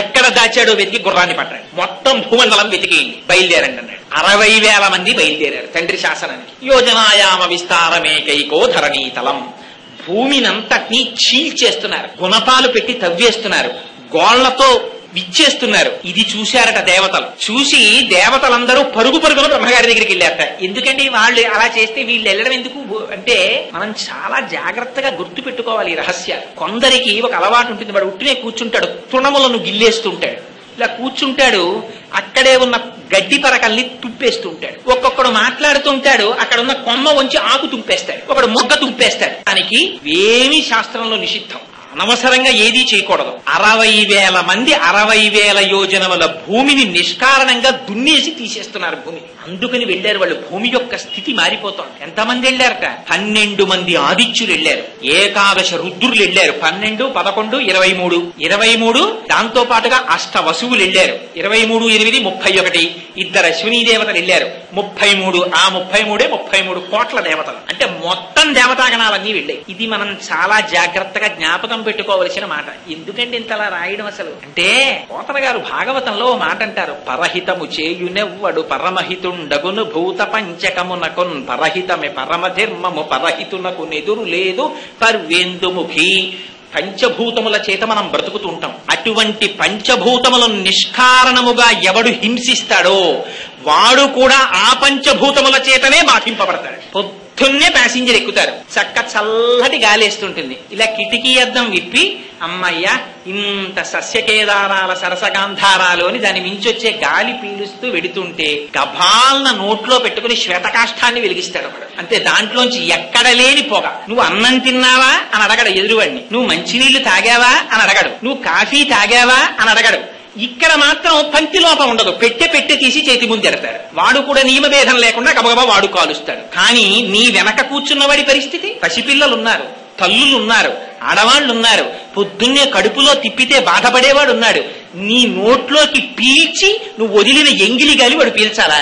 నీకు వాకాటి పాండురంగారావు గారికి విశాఖపట్నం పోర్టు ట్రస్ట్ కారిస్తే deputy director information public relations గా ఉండగా నా సాటి భారతీయుడు రోడ్డు మీద వెడుతూ ఉండగా నేను కారులో కూర్చుని దాంట్లో ఉన్నటువంటి పెట్రోల్ ని పొగగా మార్చి వాడి నాసాపుటముల మీదకి పొగని జిమ్మేటటువంటి అధికారం నాకు ఎవడిచ్చాడు? నేను నడిచొస్తాను, నాకు కారక్కర్లేదన్నాడు. అటువంటి మహాపురుషులు నడిచిన గడ్డ ఇది. అంత్యాగే నైకే అమృతత్వ మానసు. నిష్కారణంగా దేని జోలికి వెళ్ళకూడదు. అందుకని దేవతలు పరిగెత్తారు బ్రహ్మగారి దగ్గరికి. ఏమి ఇలా చేస్తున్నారు వీళ్ళందరని అడిగారు. అడిగితే ఆయన అన్నాడు, కాపిలం రూపమాస్థాయ ధారయత్యదిశం ధరాం తస్య కోపాగ్నినాదగ్ధ ఈ సగరాత్మజాహ. మీరేం బెంగ పెట్టుకోకండాయా, ఇదిగో చూశారా కపిల మహర్షి రూపంలో ఇవాళ ఈ భూమండలాన్నంతటినీ కూడా వాసుదేవుడు కాపాడుతున్నాడు. ఆయన తప్పిస్తున్నాడు ఇప్పుడు పాతాళ లోకంలో. ఇలాంటి దుష్కృత్యములు చేసినటువంటి వారి పట్ల పరమాత్మ యొక్క ఆగ్రహము ఏదో ఒకనాడు ప్రసరిస్తుంది. ఆ ప్రసరించిన నాడు భస్మరాశి కృతా సర్వే, వాళ్ళందరూ కూడా బూడిద రాసులైపోతారు. అటువంటి చేటుకాలం దాపురిస్తుంది. వాళ్ళు అల్పాయుర్దాయము కలిగిన వారు నిష్కారణముగా పంచభూతముల జోలికి వెళ్లారు కాబట్టి వాళ్ళ ఆయుర్దాయం క్షీణించిపోతోంది. విధి అలా నిర్ణయించింది. అందుకని మీరు బెంగ పెట్టుకోకండి, వెళ్ళిపోండి అన్నాడు. వెళ్ళిపోయారు దేవతలందరూ. వీళ్ళు భూమినంతటినీ దున్నేశారు. తండ్రి గారి దగ్గరికి పరిగెత్తారు. నాన్నగారు 60,000 యోజనముల భూమండలాన్నంతటినీ కూడా వజ్రస్పర్శ సమయర్ణకై గోళ్లతో చీల్చేశాం, ఎక్కడా గుర్రం కనపడలేదన్నాడు. ఆయన అన్నాడు, ఒరే నేను దీక్షితుడై ఉన్నాను, నేను లేచి రాకూడదు, మీరు అలా ఊరుకోకండి, ఈ భూమినంతటినీ చీల్చేయండి, తవ్వేసేయండి, గోతులు పెట్టేసేయండి, పాతాళ లోకానికి వెళ్ళిపోండి. ఆ రసాతలంలో ఎక్కడో దాచి ఉంచాడు ఇంద్రుడు ఈ గుర్రాన్ని, అక్కడి నుంచి తీసుకురండి అన్నాడు. అలాగేనన్నారు. మళ్ళీ బయలుదేరారు. బయలుదేరి ఆ భూమండలాన్నంతటినీ కూడా చీల్చేస్తున్నారట.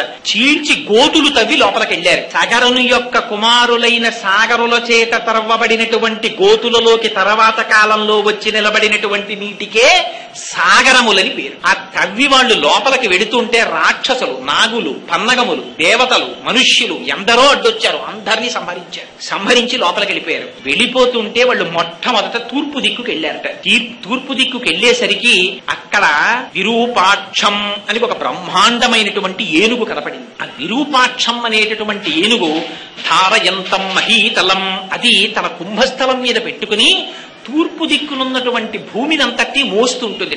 దానికి ఒక్కొక్కసారి ఆ పైన కుంభస్థలం నిప్పిడితే దాన్ని కదుపుతుంది. ఇలాగా ఆ కదిపినప్పుడు అటువైపుకి భూకంపాలు వస్తాయని రాశారు రామాయణంలో. ఆ దిశ అక్కడ చూశారు దాన్ని. విరూపాక్షం ఆ ఏనుగుని చూశారు, దానికి ప్రదక్షిణం చేశారు, అటువైపు నుంచి తిరిగారు, తిరిగి దక్షిణ దిక్కుకు వచ్చారు. ఆ దక్షిణ దిక్కుకు వచ్చేటప్పటికీ అక్కడ సుమహత్ పర్వతోపమా అక్కడ ఇంకొక ఏనుగు కనపడింది. దాని పేరు ఆ మహాపద్మం, దాని పేరు మహాపద్మము అన్నారు. మహాపద్మం మహాత్మానం సుమహత్ పర్వతోపమా. ఆ ఏనుగు కూడా దక్షిణ దిక్కున ఉండేటటువంటి భూమిని తల మీద భరిస్తోంది. దానికి ప్రదక్షిణం చేశారు, అక్కడి నుంచి తిరిగారు, పశ్చిమ దిక్కుకు వచ్చారు. వచ్చేటప్పటికీ సౌమనసం అనేటటువంటి ఇంకొక ఏనుగు కనపడింది, దానికి ప్రదక్షిణం చేశారు, దానికి నమస్కారం చేశారు. అది కూడా ధారయంతం మహీమిమాం భూమండలాన్నంతటినీ మోస్తోంది. అక్కడి నుంచి ఉత్తర దిక్కుకు వచ్చారు. భద్రం అని ఇంకొక ఏనుగు కనపడింది. భద్రం భద్రేన వపుచో ధారయంతం మహీమిమాం, అది కూడా భూమిని మోస్తోంది నాలుగు దిక్కుల. ఉత్తర దిక్కునున్నటువంటి ఏనుగు దగ్గరికి వచ్చారు, అక్కడా కనపడలేదు గుర్రం. పాతాళ లోకానికి చుట్టూ చూసేశారు, ఈశాన్య దిక్కుకు వెళ్ళారు. ఈశాన్య దిక్కున తపోవనంలో కపిల మహర్షి కూర్చుని తపస్సు చేసుకుంటున్నారు, అక్కడ చూశారు. అక్కడ వీళ్ళకి వాళ్ళ యాగాశ్వం కనపడింది గడ్డి మేస్తూ. ఆయన అంతర్ముఖుడై తపస్సు చేసుకుంటున్నాడు. ఈశాన సర్వ విద్యానాం ఈశ్వర సర్వభూతానాం బ్రహ్మాధిపతిర్బ్రహ్మణోధిపతిర్బ్రహ్మాస్తి భూమే అస్తు సదాశివోం. ఆ మహర్షిని మహర్షిగా అర్థం చేసుకుని ఉంటే సగరుల యొక్క వంశం పండిపోయి ఉండేది. కానీ వాళ్ళనుకున్నారు ఇదే మహాత్ముల పట్ల ప్రవర్తించకూడని రీతిలో ప్రవర్తించడం అంటే ఇది. అక్కడ కపిల మహర్షి ఉన్నారు, తపస్సు చేసుకుంటున్నారు. ఈ పక్కనే గడ్డి తింటూ యాగాశ్వం కనపడింది. అంటే కపిల మహర్షే యాగాశ్వాన్ని అపహరించి తెచ్చారనుకున్నారు. ఏమిటి మనకి నేర్పుతోంది రామాయణం? నీ ఇన్ఫరెన్స్లు, నీకొచ్చిన తెలివితేటలు, నీ కంక్లూజన్స్ మహాత్ముల పట్ల పూర్తి చెయ్యకు. నీకేదో కొంత జ్ఞానం ఉందని, వారు ఎక్కడో కనపడ్డారని వెంటనే వారికి పేరు పెట్టేసి వారికి ఏదో తేడాగా నిర్ణయాలు చేసేసి నువ్వు తీర్పులు చెప్పకు. లేనిపోని ఉపద్రవాలు వస్తాయి. చూశారు, కపిల మహర్షిని చూసి ఈయనే యాగాశ్వం ఎత్తుకొచ్చాడు అనుకున్నారు. అనుకుని చేతిలో పెద్ద పెద్ద గుణపాలు పట్టుకున్నారు, నాగళ్లు పట్టుకున్నారు. ఆ చేతులతోటి దుర్మార్గుడు ఈ కపిల మహర్షిని హింసించండి అని చెప్పి ఆయన మీదకెళ్లి పడిపోదామని పరిగెడుతున్నారు 60,000 మంది. చూశారు. శ్రుత్వాతు వచనం తేషాం కపిలో రఘునందన రోషేణ మహతావిష్టో హుంకారమకరోత్తద తస్య కోపాగ్నినా దగ్ధా భవిష్యంతి నృపాత్మజాః. ఆయన భస్మరాశి కృతా సర్వే కాకుచ్చ సకరాత్మజాః. ఆయన వెంటనే చేతిలో ఆయుధం పట్టుకోలేదంటే కపిల మహర్షి. మహాతపస్సు కలిగినటువంటి వారి లక్షణం అలా ఉంటుంది. ఆయన మొహం ఎర్రపడిందిట. ఏమిట్రా 60,000 మంది నేను గుర్రాన్ని ఎత్తుకొచ్చానని నా మీదకి వస్తున్నారా అని చూశారట. రోషేణ మహతావిష్టో మొహం రోషం పుంజుకున్నారట. హుంకారమకరోత్తదా హాయ్ అని పెద్ద హుంకారం చేశారట. సుందరకాండలో చెప్తారు, ప్రమమాధోరసాకాంక్షి కీచిత్తస్య నినాదేన తత్రైవ పతితా భువి. హనుమ ఒక్క పెద్ద నాదం చేశారంటే 10,000 మంది రాక్షసులు చచ్చిపోయారు. అలా ఒక్కసారి హుంకారం చేశారు కపిల మహర్షి. చేసేసరికి ఈ 60,000 మంది సగరులు కూడా బూడిద రాశులై పడిపోయారు. పడిపోయేటప్పటికీ ఆశ్చర్యపోయారు అందరూ. కపిల మహర్షి యొక్క తేజస్సు నుంచి ఉద్భవించినటువంటి కోపాగ్ని చేత కాలి బూడిదైపోయారు. ఈ వార్త ఎంతో కాలం నుంచి ఎదురు చూస్తున్నారు. ఈ సగరులు తిరిగి వస్తారు, గుర్రాన్ని పట్టుకొస్తారని. వీళ్ళు రారు, అక్కడ యజ్ఞం పూర్తవదు. చూశాడు సగరుడు, మళ్లీ పిలిచాడు అంశుమంతుడిని. ఈ మాట నువ్వెళ్ళు పాతాళానికి, కానీ ఒకటి జాగ్రత్త, వెళ్లేటప్పుడు నీకు విరోధులైన వారుంటారు కాబట్టి ఖడ్గాన్ని బాణాల్ని ధనస్సుని పట్టుకుని బయలుదేరు. పూజనీయులైనటువంటి వ్యక్తులు కనపడినప్పుడు మాత్రం వారిని పూజించి నమస్కరించి మాత్రమే వెళ్ళు. ఎవరిని పడితే వారిని వేధించి మాత్రం ప్రయాణించకని చెప్పాడు. బయలుదేరి తన ముందు తన తండ్రులైనటువంటి సగరులు ఎలా వెళ్లారో అలాగే రసాతలానికి బయలుదేరాడు. సరే, మొట్టమొదటే కనపడింది ఆ విరూపాక్షం అనేటటువంటి ఏనుగు కనపడింది. ప్రదక్షిణం చేసి నమస్కారం చేశాడు. చెయ్యగానే ఆ విరూపాక్షం ఆశీర్వచనం చేసింది. అక్కడ నుంచి దక్షిణ దిక్కుకొచ్చాడు సగరుల్లాగే. అక్కడికొచ్చి అక్కడ ఉన్నటువంటి ఆ మహాపద్మం అనేటటువంటి ఏనుగుకి ప్రదక్షిణం చేసి నమస్కారం చేశాడు. అదే ఆశీర్వచనం చేసింది. ఆ తర్వాత మిగిలిన ఏనుగులకి నమస్కారం చేశాడు. ఈశాన్య దిక్కుకు వెళ్ళాడు. కపిల మహర్షి ఆశ్రమం కనపడింది, గుర్రం కనపడింది. వెంటనే ఒక నమస్కారం చేశాడు. చేసి ఆ గుర్రాన్ని తీసుకొద్దామని దగ్గరికి వెళ్ళాడు. 60,000 మంది యొక్క భస్మరాశులు కనపడ్డాయి. వల ఏడిచారు. అయ్యయ్యో, నా తండ్రులు 60,000 మంది బూడిదైపోయారు. వీళ్ళకి ఉత్తరగతులు లేవు. ఎందుకని? క్రోధాగ్ని చేత సంహరింపబడ్డారు. అందుకని ఊర్ధ్వలోకాలు లేవు, ఇటు అధోలోకాలు లేవు. ఆ మధ్యలో అంతరిక్షంలో ఎక్కడో వేలాడుతుంటారు. వీళ్ళకి ఉత్తమ గతులు కల్పించాలి. ఎందుకు ఈ మాట? రామాయణంలో కొన్ని తరాల వరకు తప్పించారు దీనికోసం. ఎందుకో తెలుసా అండి? కొడుకై పుట్టినటువంటి వాడి లక్షణము తండ్రి గారి దగ్గర డబ్బట్టుకుపోవడం, తండ్రి గారి ఆస్తి పంచుకోవడం కాదు. మరి ఏమిటి కొడుకు యొక్క లక్షణము? తండ్రికి ఉత్తమ గతులు కల్పించుట, తన కొడుకై పుట్టినందుకు. అందుకని కొడుకు, అటువంటి వాడికే పుత్రుడని పేరు. అందుకని చూశాడు, అయ్యో మా తండ్రులకు నేను ఎలా ఉత్తమ గతులు కల్పిస్తానని బాధపడ్డాడు. అని గబగబా వెళ్ళి అక్కడ నీళ్లు కనపడలేదు, తర్పణలు ఇవ్వాలి, పరిగెత్తుకెళ్లి నీళ్లు తెద్దామని వెడుతున్నాడు. అక్కడి నుంచి వెంటనే ఒక్కసారి మేనమామ గారైనటువంటి గరుత్మంతుడు మాట్లాడాడు కనపడి, అయ్యో నాయనా, వీళ్ళు మరణించినటువంటిది సామాన్యమైనటువంటి దోషం చేత మరణించలేదు, మహానుభావుడైన కపిల మహర్షి యొక్క ఆగ్రహం చేత మరణించారు. వీళ్ళకి సామాన్య జలాలతో తర్పణ కుదరదు. హిమవంతుని యొక్క పెద్ద కుమార్తె అయిన గంగమ్మ తల్లిని తీసుకొచ్చి ఆ గంగా జలాలతో వీళ్ళకి తర్పణ ఇవ్వాలి. ఆ గంగ వీళ్ళ భస్మరాశుల మించి ప్రవహించాలి. అప్పుడు వీళ్ళకి ఉత్తమ గతులు వస్తాయి. అప్పటి వరకు రావన్నాడు. చూశాడు, విన్నాడు. ఒక్క సుపర్ణ వచనం శ్రుత్వా సోంశుమాన్ అతివీర్యవాన్ త్వరితం హయమాధాయ పునరాయాన్ మహాయశాహ అన్నారు. ఆ గుర్రాన్ని తీసుకుని బాధపడుతూ వచ్చి సగర చక్రవర్తికి వార్త చెప్పి యజ్ఞాన్ని పూర్తి చేశాడు. సగర చక్రవర్తి విశ్వ ప్రయత్నం చేశారు తన కుమారులకి ఉత్తమ గతులు కల్పిద్దామని. కానీ పెద్దవాడైపోయాడు, శరీరాన్ని విడిచిపెట్టేశాడు. ఆ తరువాత అంశుమంతుడు రాజయ్యాడు. మీరొక్క విషయం జ్ఞాపకం పెట్టుకోవాలి, రామాయణంలో వంశంలో వీళ్ళందరూ రాజులైనప్పుడల్లా ఇదే చెప్తుంటారు మహర్షి. వీళ్ళందరికీ ఏమిటి కోరికంటే గంగ తీసుకురావాలి ఆకాశంలోంచి. అంశుమంతుడు రాజయ్యాడు. ఎలాగైనా గంగని తీసుకొచ్చి మా పితరుల్ని ఉద్ధరించాలనుకున్నాడు. కానీ ఆయన తపస్సు చేయలేకపోయాడు, గంగని తేలేకపోయాడు, శరీరాన్ని విడిచిపెట్టేశాడు. దిలీపుడు రాజయ్యాడు. దిలీపుడు, అబ్బో దిలీప మహర్షి సామాన్యుడు కాడు, రఘువంశంలో వర్ణిస్తారు. సరే, ఇప్పుడు మనకు అది ఎందుకు కానంటే ఆ దిలీప మహారాజు గారు కూడా తేలేకపోయాడు. ఆ తర్వాత భగీరథుడు రాజు అయ్యాడు. ఆ భగీరథుడు రాజు అవుతూనే నా పితృదేవతల్ని ఎలా రక్షించుకోవాలి, వాళ్ళని ఎలా ఉద్ధరించాలి అని ఆలోచించాట. ఆలోచించి మహానుభావుడు బ్రహ్మగారి గురించి తపస్సు మొదలుపెట్టాడు. ఎవరికి ఏ సమస్య వచ్చినా మొట్టమొదట బ్రహ్మగారి గురించి తపస్సు చేస్తారు. నేను అప్పుడప్పుడు అంటుంటాను, ఆయన కన్సల్టెంట్ ఫిజిషియన్ లాంటి వాడు అని.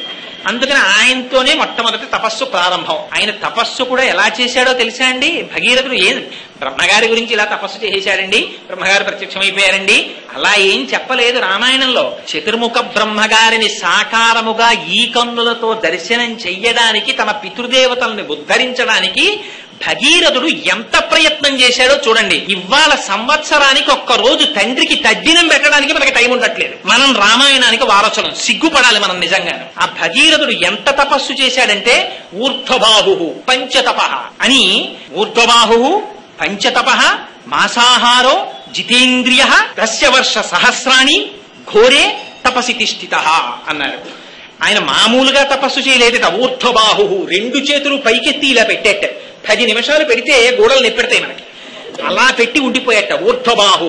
పోనీ అలా ఉండడం కాదుట, పంచతప, శరీరాన్ని ఎంత శోషింపజేశాడంటే 4 పక్కల అగ్నిహోత్రాన్ని పెట్టుకున్నట్ట.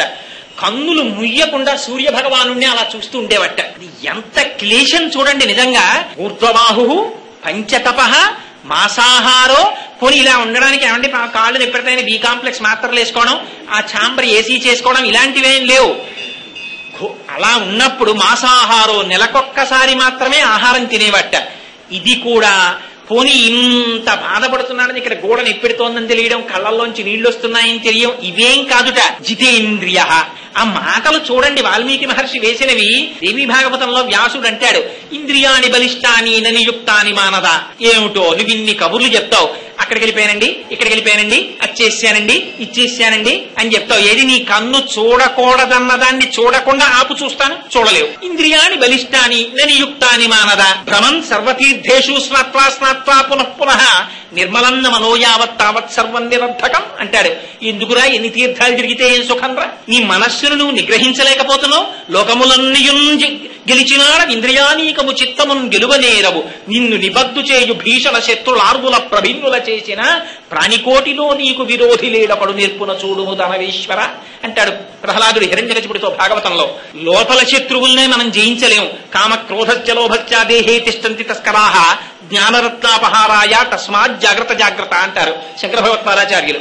అందుచేత పాపం ఆయన ఊర్ధ్వబాహు పంచతప మాసాహారు జితేంద్రియ, ఇంద్రియాల్ని నిగ్రహించాడు. అలా ఎన్నాళ్లు చేశాక తపస్సు? దశవర్ష సహస్రాణి, ఏమో లెక్క తెలియదన్న. అలా ఎన్ని సంవత్సరాలు తపస్సు చేశాడో ఆయనకి తెలియదు. ఆయన ఏం క్యాలెండర్లు డేట్లు ఇవన్నీ ఏం చూసుకోలేదు. దశవర్ష సహస్రాణి ఘోరే తపసి తిష్ఠిత. ఘోరమైన తపస్సు చేస్తూ ఉండిపోయాడు. ఎవరి కోసం? తన కోసం కాదు. తనకి సంతతే లేదు అసలు భగీరథుడికి. తన సంతతి కోసం కాదు ఈ తపస్సంతా. ఎవరి కోసం? తన పితృదేవతల్ని ఉద్ధరించడం కోసం మనుష్యుడై పుట్టినవాడు చెయ్యవలసినదేది. యథావల్లభుల పురుషోత్తం గారు ధర్మాంజలిలో రాశారు, పితృదేవతారాధన చెయ్యవలసినటువంటి తిథిలో దేవతారాధన చెయ్యవలసిన పర్వదినం వస్తే పితృదేవతారాధన చెయ్యాలా దేవతారాధన చెయ్యాలా అన్న మీమాంస వస్తే పితృదేవతారాధనకే పెద్దపీట వెయ్యాలన్నారు. ఎందుకని? మనుష్యుడిగా పుట్టిన తర్వాత నీ ధర్మం నువ్వు చేసి తీరాలి, విహితం. ఇంత తపస్సు చేస్తే బ్రహ్మగారు ప్రత్యక్షమయ్యారు. ఎలా? దేవతలతో కలిసి ప్రత్యక్షమయ్యారు. ప్రత్యక్షమై చాలా సంతోషించాను భగీరథ నీ తపస్సుకి. ఇంత ఘోరమైన తపస్సు దేని కొరకు చేశావని అడిగారు. ఆయనకి తెలియదా? కానీ అడుగుతారు. ఆయన అన్నాడు, నా పితృదేవతలు బూడిద కుప్పలైపోయారు. ఆ కపిల మహర్షి యొక్క ఆగ్రహం చేత వాళ్ళు ఉద్ధరింపబడడానికి గంగ ఆకాశం నుంచి కింద పడాలి. ఆ కింద పడి అక్కడి నుంచి పాతాళ లోకంలోకి వెళ్లి ఆ భస్మరాసుల మించి ప్రవహించాలి. రెండు, నాకు సంతతి లేదు. అక్కడ పితృదేవతలను ఎవరు ఉద్ధరిస్తున్నారు? తాను సంతానంలో వంశంలో ఉన్నాడు కనుక తాపత్రయపడుతున్నాడు. రేపు పొద్దున తనను ఉద్ధరించడానికి వంశం ఉండాలి, మరి పితృదేవతలు సంతోషించాలంటే రెండు చెయ్యాలి. ఏమిటి? పితృ రుణం తీర్చుకోవాలంటే తాను పెళ్లి చేసుకుని పిల్లల్ని కని తీరాలి, అందుకని వివాహం చేసుకోవాలి. రెండవది ఏమిటి? తన పితృదేవతల్ని ఉద్ధరించడానికి కావలసినటువంటి పితృకార్యాన్ని తాను నెరవేర్చాలి. అందుకని మరి తనకి బిడ్డలు కావాలి కదా, అందుకని నాకు బిడ్డలు లేదన్నాడు. ఆయన అన్నాడు, నీకు బిడ్డలు కలుగుతారు, వరం ఇస్తున్నాను. కానీ మొదటి కోరికున్నదే ఆకాశం నుంచి గంగ కింద పడాలని అడిగావు కదా భగీరథ, అది గంగాయా పతనం రాజన్ పృథివీన సహిష్యతి. ఆకాశంలోంచి గంగ కాని భూమి మీద పడిందా ఈ భూమి భరించలేదు. తట్టుకోగలిగినటువంటి శక్తి భూమికి లేదు. అందుకని తాం వై ధారయితుం నాణ్యం పశ్యామి శూలినః. అలా గంగని పట్టుకోగలిగినటువంటి వాడు మధ్యలో నిలబడగలిగిన మొనగాడు ఒక్కడే ఉన్నాడు. ఎవరు? పరమశివుడు ఒక్కడే నిలబడగలడు. ఇంకా ఎవరి సాధ్యం కాదు ఆ గంగని పట్టడం. అందుకని నీకేమైనా ఓపిక ఉంటే ఆయన గురించి తపస్సు చేయమన్నాడు. మహాప్రభో గొప్ప ఆలోచన చెప్పారని బయలుదేరి పాపం మళ్లీ తపస్సుకు వెళ్ళాడు.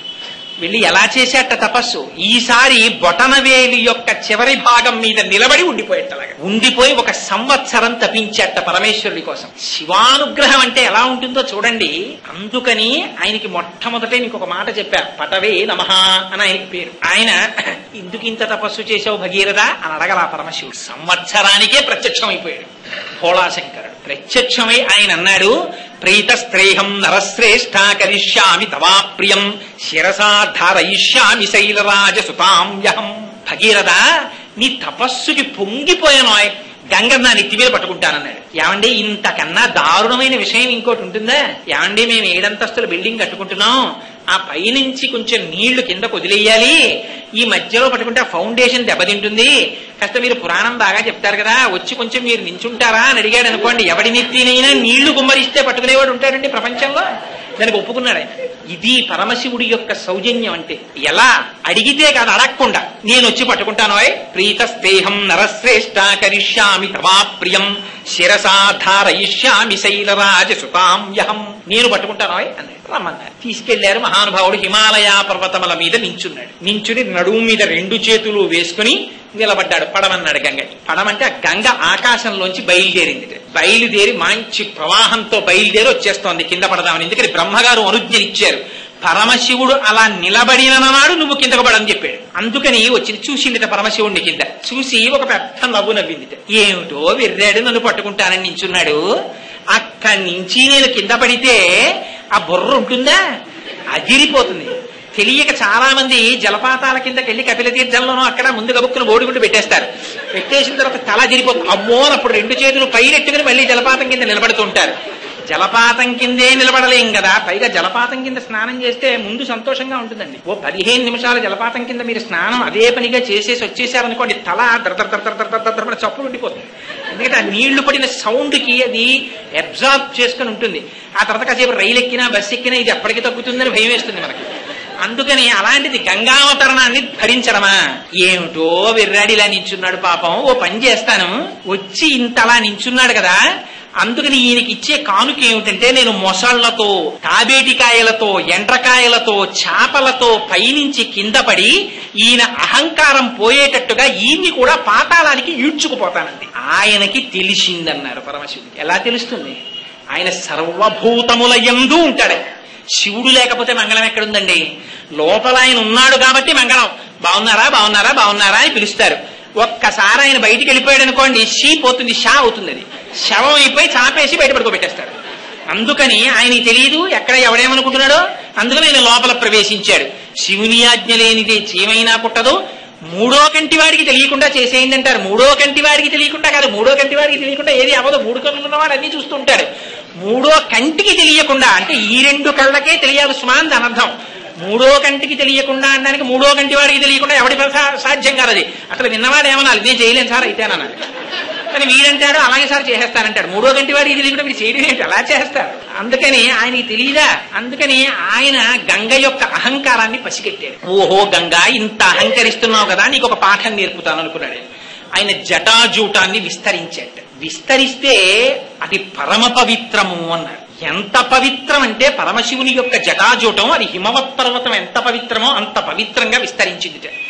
ఆ పైనుంచి గంగ ఒక్కసారి ఆ జటాజూటంలోకి పడింది. పడేటప్పటికీ ఎటువంటి గంగ?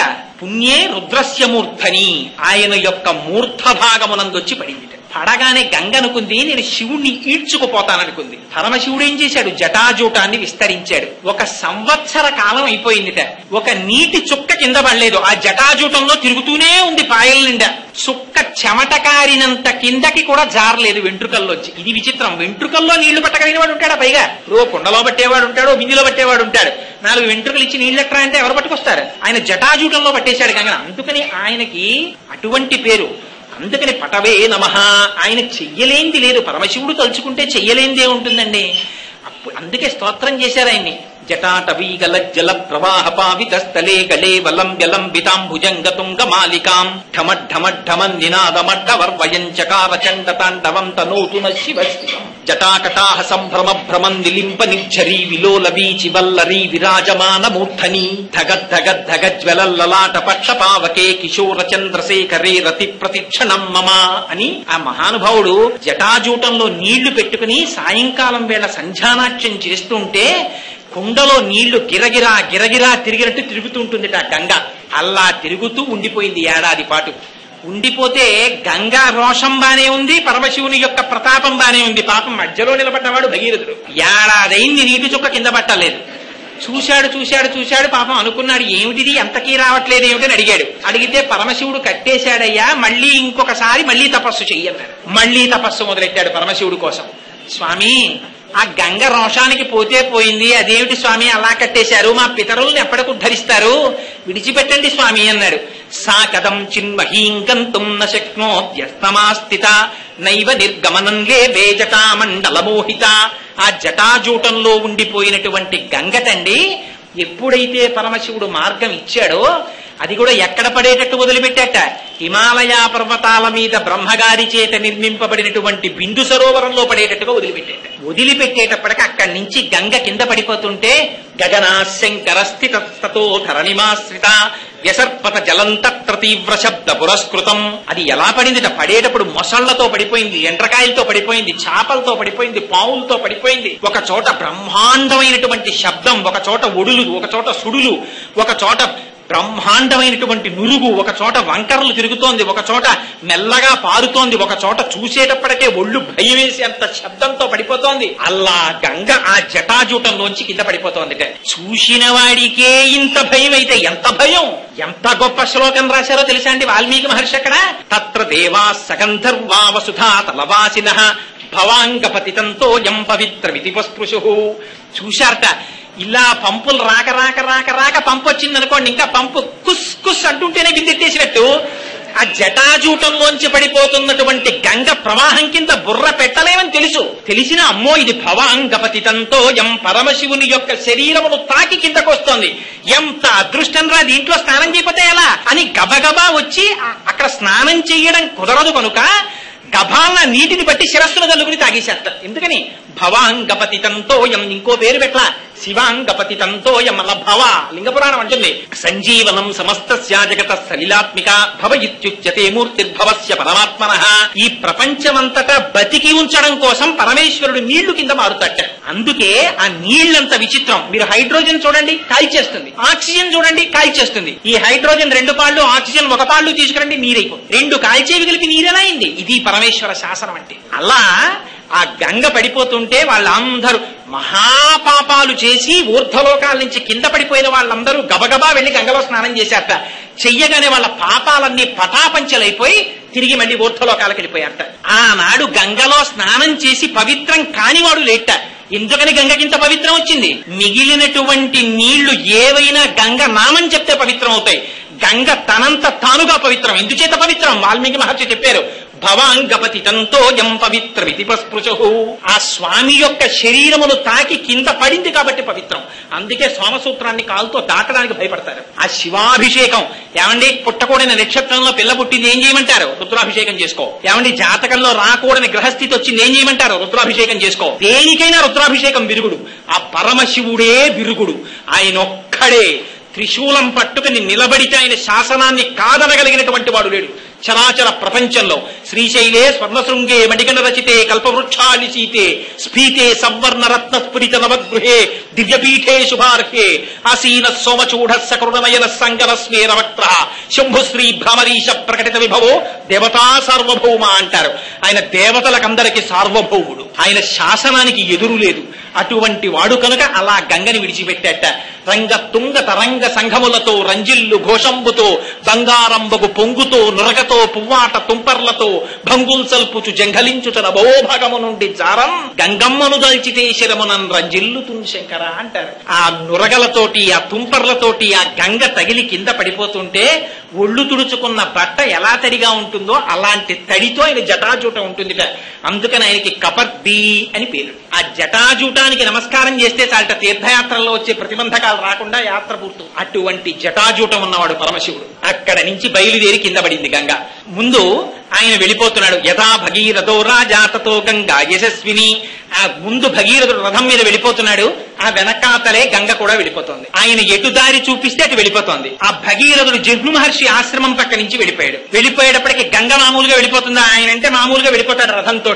అపారమైనటువంటి వేగంతో వెనకాతల ప్రవహిస్తూ వచ్చేసింది. వచ్చి జహ్ను మహర్షి యొక్క ఆశ్రమాన్ని ముంచెత్తేటప్పటికీ ఆశ్రమం కొట్టుకుపోయింది. చూశారు మహర్షి, ఏమే గంగా, ఎంత అహంకారం, నా ఆశ్రమాన్ని తుడిచిపెడతావా? చూడు ఏం చేస్తాను అని తన అరచేతిలోకి తీసుకుని గంగను తాగేశాడు. తాగేసేటప్పటికి చుక్క గంగ లేదు. పాపం భగీరథుడు ముందెళ్ళిపోతున్నాడు. వెనకాతల చప్పుడు ఆగిపోయింది. వెనక్కి తిరిగి చూస్తే గంగ లేదు. ఏమిటిది అల్లరే మళ్ళీ వెనక్కి వచ్చాడు. దేవతలు వీళ్ళందరూ స్నానం చేస్తున్న వాళ్ళు హడిలిపోయి గబగబా దిగి వచ్చేశారు. ఇది తపోశక్తి అంటే. ఇంత పరమశివుని యొక్క శరీరమునకు తగిలి వచ్చినటువంటి గంగని పుక్కిట బట్టి తాగేశాడు జహ్ను. తాగేస్తే వచ్చాయన పాదముల మీద పడ్డాడు. స్వామి, ఏదో గంగ రోషానికి పోయింది, అది నీటి ధర్మం ముంచెత్తింది. అంత మాత్రం చేత నన్ను కరుణించండి, నా పితృదేవతలు ఉద్ధరింపబడాలి, మీరు విడిచిపెట్టండి అన్నాడు. అయితే నీకోసం విడిచిపెట్టేస్తున్నాను అన్నారు. ఇది ఉత్తమే క్షణకోపస్యామధ్యమే ఘటికాత్వయం అథమే స్యాదహోరాత్రం పాపిష్టే మరణాంతక. ఎప్పుడైనా గుర్తుపెట్టుకోండి, వాడు ఎలాంటి వాడో ఎలా తెలుసుకోవచ్చో తెలుసా అండి? అస్తమానం కనపడినప్పుడల్లా 1973లో వాడు అలా చేసి ఉండకపోతేనండి అని వాడు అంటున్నాడు అనుకోండి, వాడు పాపిష్టే మరణాంతక. వాడు పాపిష్టి వాడు అనమాట. వాడు చచ్చే వరకు అలాగే చెప్పుకుంటూ ఉంటాడు జరిగిన పొరపాటుని. ఇలా కోపం వచ్చి అలా తగ్గిపోయింది అనుకోండి. ఉత్తమే క్షణకోపస్య మధ్యమే ఘటికాత్వయం. కోపం చేత వాడు ఎలాంటి వాడో నువ్వు నిర్ణయం చేసుకొని ప్రిస్క్రిప్షన్ రాసి ఇచ్చేశారు పెద్దవాళ్ళు. జహ్నువు మహోత్తముడు కనుక, మహర్షి కనుక ఇలా వచ్చిన కోపం అలా పోయింది. అయ్యో నీ కోసం విడిచిపెట్టేస్తున్నానయ్యా అన్నాడు అని తన చెవుల్లోంచి విడిచిపెట్టేశాడు గంగని. జహ్నువు యొక్క చెవుల్లోంచి వచ్చింది కాబట్టి జాహ్నవి అయింది. తస్మాత్ జహ్ను సుతా గంగా జాహ్నవి జాహ్నవీతి చ ప్రోచితః. ఆ జహ్నువు యొక్క చెవుల్లోంచి వచ్చింది కాబట్టి జాహ్నవి అని పేరు పెట్టుకుంది.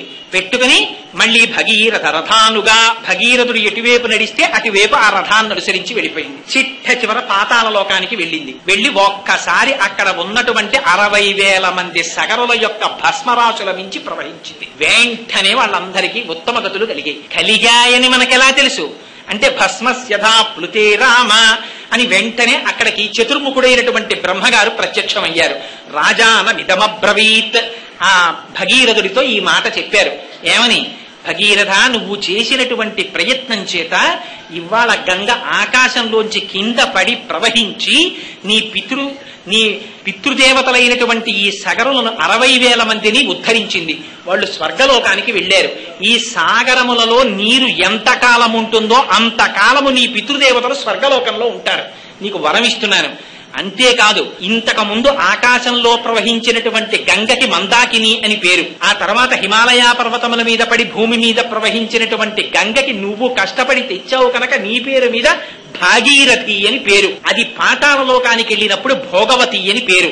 పాతాళలోకానికి వెళ్ళిన గంగ మళ్ళీ భూమి మీదకి వచ్చింది. తెలుసా అండి మీకు? వచ్చింది. ఎక్కడుందో తెలుసా? ఇప్పటికీ మీరు ఇప్పటికీ పాతాళలోకానికి వెళ్ళిపోయినటువంటి గంగ పైకొస్తే దాంట్లో స్నానం చెయ్యాలనుకుంటే ఉంది. ఇప్పటికీ వెంకటాచలం కొండ కింద ఉన్న కపిల తీర్థంలో ఉన్నటువంటి సరోవరం, ఆ కపిల మహర్షి పూజ చేసినటువంటి శివలింగం భూమిని బ్రద్దలు చేసుకుని పైకొస్తే కామధేనువు శివలింగం మీద గిట్టపట్టి మా వర్ధస్య, ఇంక పెరగకు అని అడిగింది. అందుకే కపిలలింగం మొదటి దగ్గర తెల్లగా ఉంటుంది, మధ్యలో బంగారంలా ఉంటుంది, చివర ఎర్రగా ఉంటుంది, పైన కాలి గిట్ట ఉంటుంది, పశ్చిమాభిముఖంగా ఉంటుంది, 5 ముఖాలుంటాయి, 3వ కన్ను ఉంటుంది. ఇప్పటికి కపిలలింగానికి దాని ఎదురుగుండా ఏర్పడినటువంటి సరోవరమే భోగవతీ నది పైకొచ్చినటువంటి తీర్థం.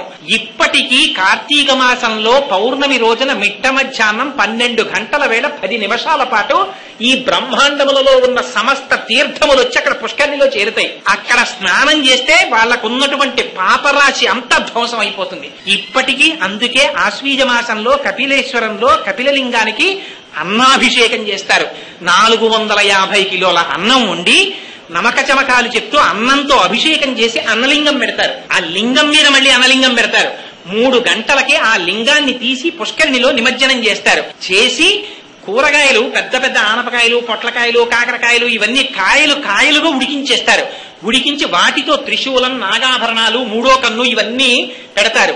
పెట్టి చిట్ట చివర సాయంకాలం ప్రదోష వేళలో ఈ అన్నలింగాన్ని దర్శనమిస్తారు. అన్నలింగాన్ని దర్శనం చెయ్యొచ్చు. అప్పుడు ఆ అన్నలింగం మీద ఉన్న అన్నాన్ని, ఉన్న కాయగూరల్లో కొంత భాగాన్ని కలిపి వచ్చిన వాళ్ళ చేతిలో ప్రసాదంగా ఇస్తారు. అటువంటి అన్న ప్రసాదం ఎవరు తింటారో వాళ్ళకి రాబోయేటటువంటి ఎన్ని జన్మలున్నాయో అన్ని జన్మలలో వాడికి అన్నమునందు ఆర్తి ఉండదు, వాడికి దరిద్రం ఉండదు. ఇది నువ్వు తినకు అని డాక్టర్ల చేత వాడు చెప్పబడడు. ద్రాపేయం ధస్సస్పతే దరిద్రం నీలలోహిత. అడుగుతున్నాం కదా తెల్లవారు లేస్తే, స్వామి మాకు ఎటువంటి ఉపద్రవం రాకుండా చతుష్పదే, ఆ 4 పాదాలున్నవి, విపదే, ఇవన్నీ సంతోషంగా ఉండాలని. అదిగో అక్కడికి వచ్చింది భోగవతి మళ్లీ పైకెక్కి. కానీ గంగావతరణం మాత్రం త్రిపథక వరకు చెప్పారు. ఆ పడినప్పుడే ఆ గంగ హిమాలయ పర్వతాల మీద పడినప్పుడు 3 పాయలు తూర్పు దిక్కుకు వెళ్ళిపోయాయి. వాటికే లాదిని, నళిని, పాదిని అని పేరు. ఈ 3 పాయలు తూర్పు ముఖంగా వెళ్ళాయి. 3 పాయలు పశ్చిమాభిముఖంగా వెళ్ళిపోయింది నీరు. ఆ 3 పాయలు ఇటుపక్కకి వెళ్ళిపోయినటువంటి వాటికే సుచక్షువు, సీత, సింధువు అని పేరు. 7వ పాయ భగీరథుడి వెనకాతలు వెళ్ళింది.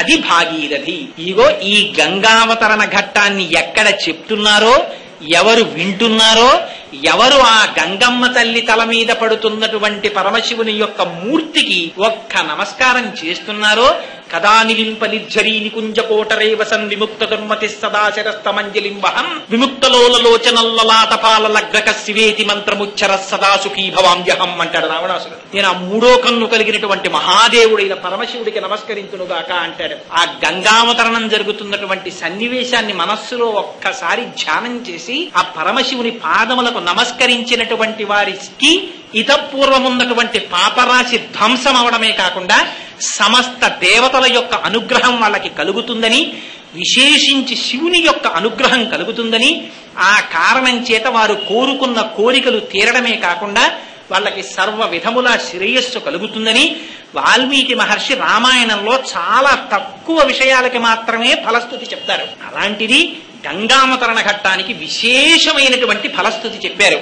అంత పరమ పవిత్రమైనటువంటి గంగావతరణ ఘట్టాన్ని కృత్తికా నక్షత్రంతో చంద్రుడు కూడిన కార్తీక మాసంలో, అందున ఇవాళ స్థిరవారం సాయంకాలం వేళ శివాలయంలో అటువంటి ఘట్టాన్ని చెప్పుకోవడం, వినడం, ఇవి మన వల్ల జరిగేవా? పరమశివుని యొక్క నిర్హేతుకమైనటువంటి కృపాకటాక్షము ప్రసరించినది కనుక ఇవాళ మనం ఆ విషయాన్ని చెప్పుకోగలిగాం. రేపటి రోజున శివ సంబంధంగా వేరొక విషయాన్ని 6:30 ప్రారంభం చేసి విజ్ఞాపన చేస్తాను.